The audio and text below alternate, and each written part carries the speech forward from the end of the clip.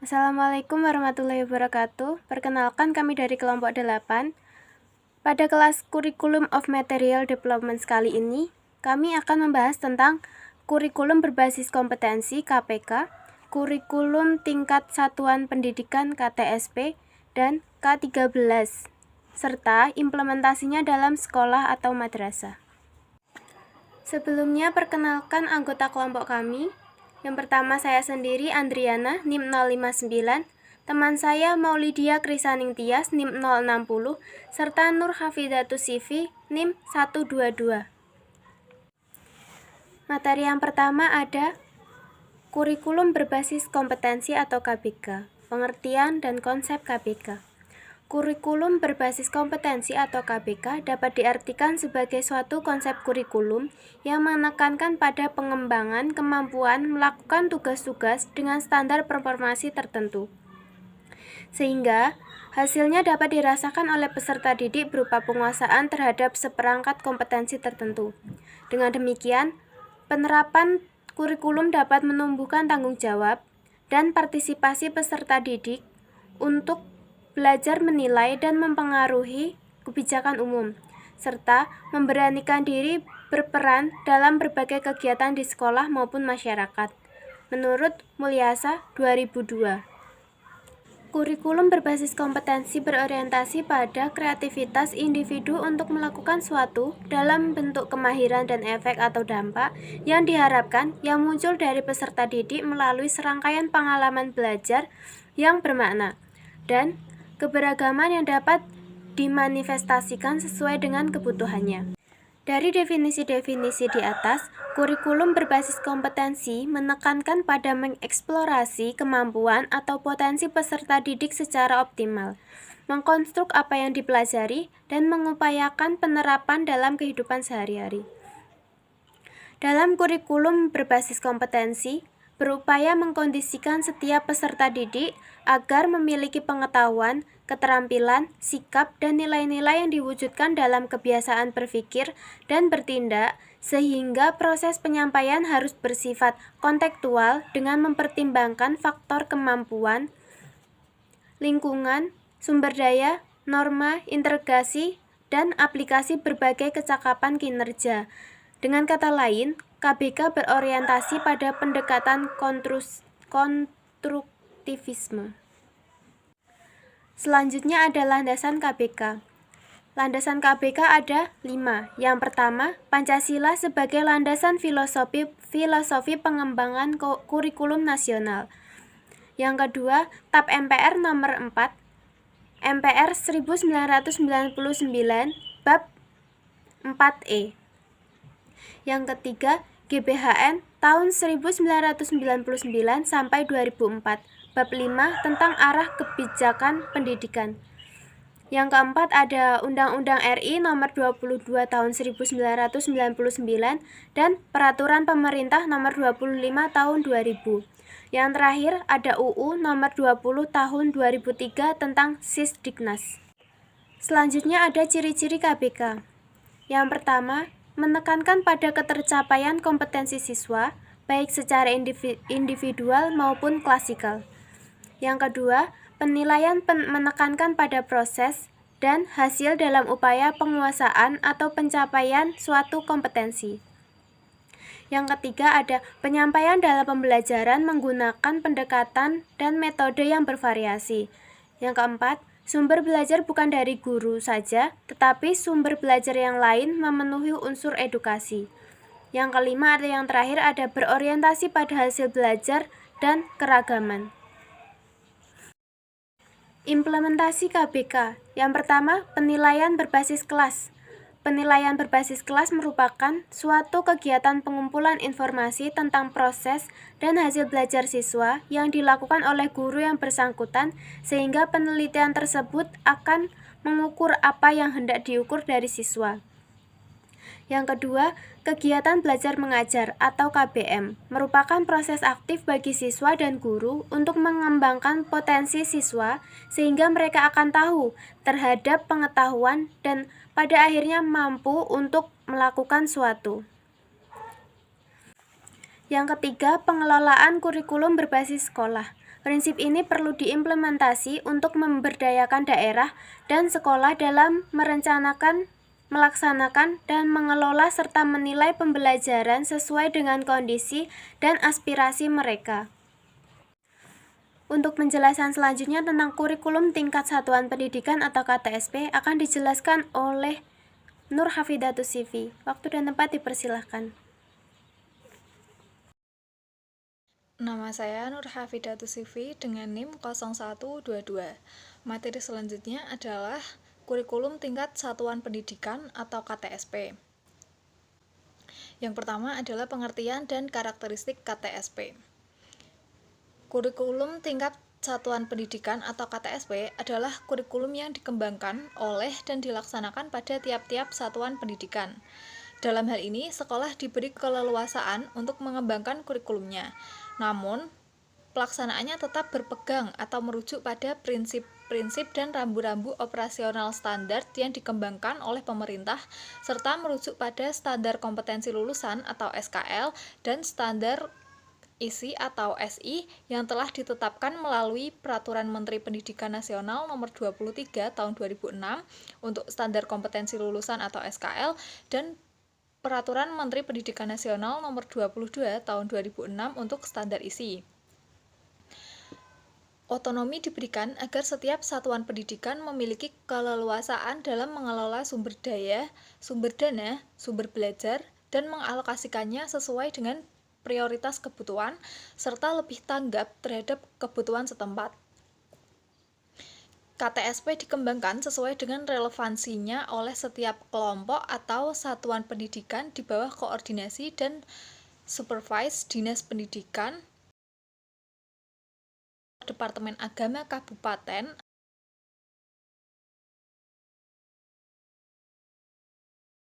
Selanjutnya adalah prinsip KTSP. Kurikulum tingkat satuan pendidikan atau KTSP dikembangkan dengan beberapa prinsip.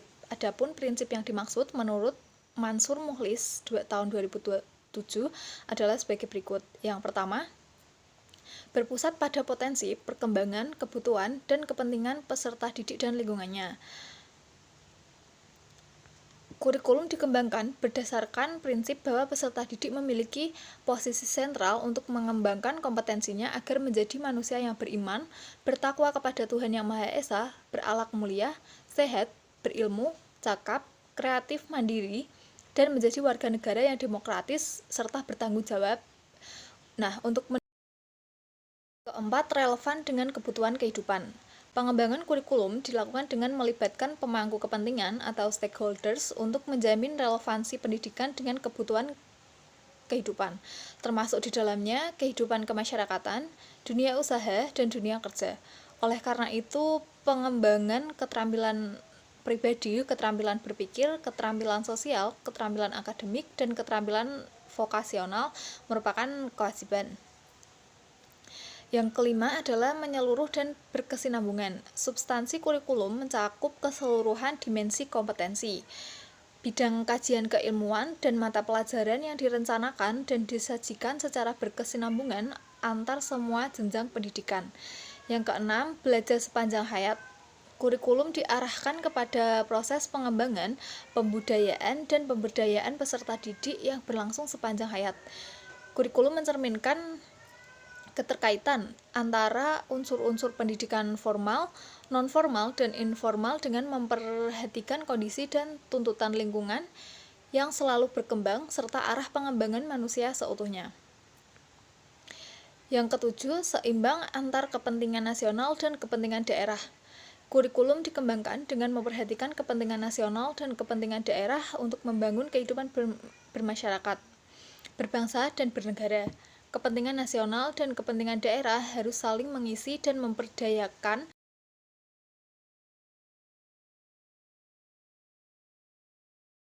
Berikutnya, implementasi KTSP. Kurikulum berbasis kompetensi yang memiliki karakteristik kurikulum tingkat satuan pendidikan atau KTSP yang telah dicanangkan oleh Mendiknas pada tahun 2002 lalu dan telah diberlakukan.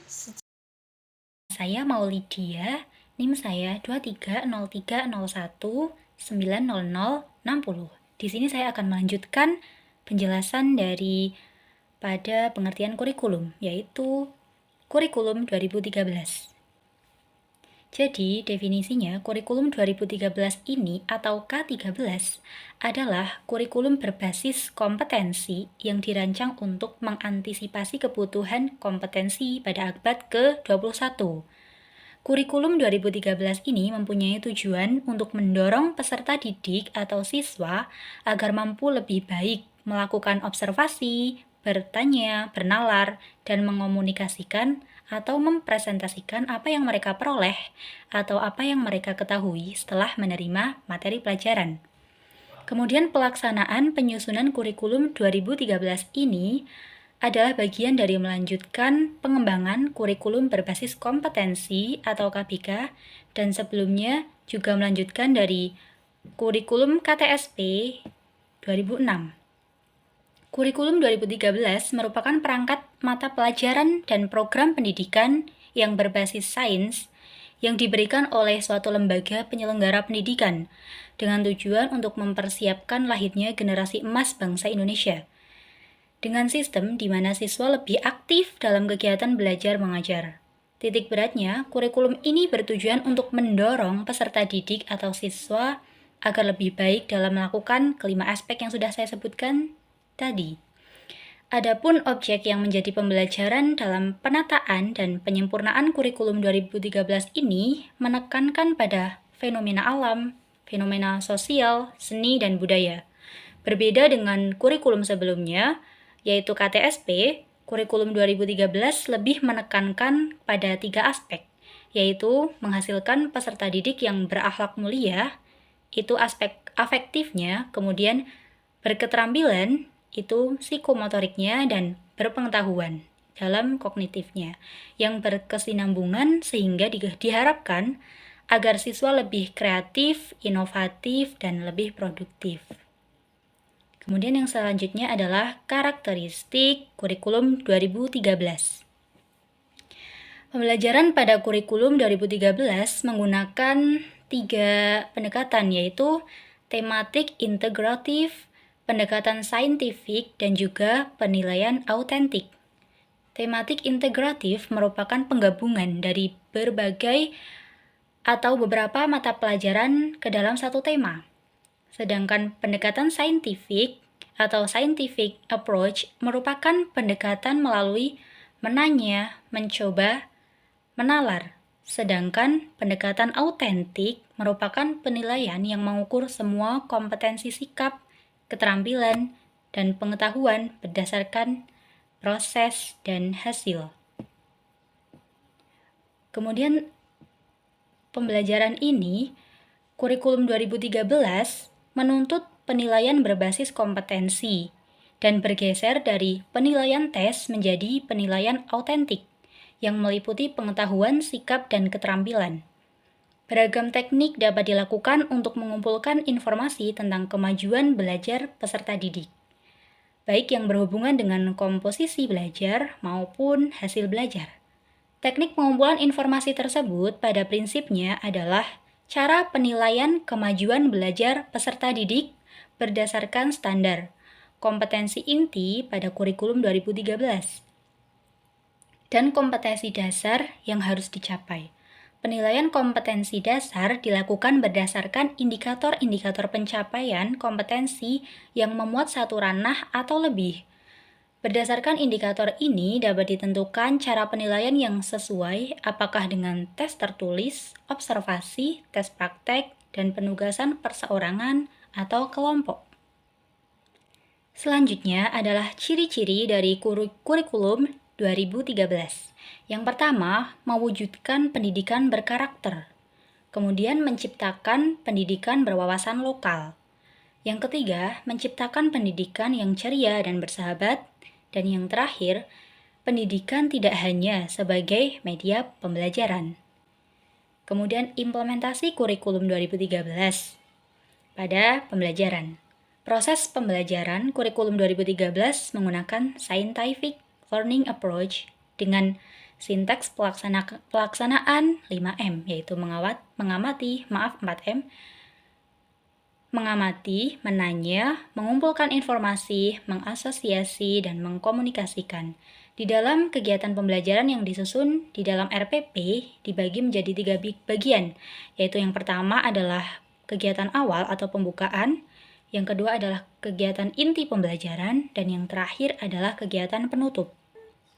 Istilah dalam kurikulum 2013, penerapan atau implementasi kurikulum ini menggunakan pedoman implementasi kurikulum yang tercantum dalam Permendikbud nomor 103 tahun 2014 tentang pembelajaran pada pendidikan dasar dan menengah. Terdapat perbedaan antara kurikulum 2013 dengan kurikulum yang berlaku sebelumnya atau kurikulum KTSP. Perbedaan tersebut terletak pada istilah baru, yaitu kompetensi inti yang merupakan turunan dari standar kompetensi kelulusan. Kemudian aplikasi atau implementasi dari aspek 5M dari pendekatan scientific atau scientific approach adalah menurut Safira ada mengamati. Dalam kegiatan mengamati, guru membuka secara luas dan bervariasi kesempatan peserta didik untuk melakukan pengamatan melalui kegiatan melihat, menyimak, mendengar, dan membaca.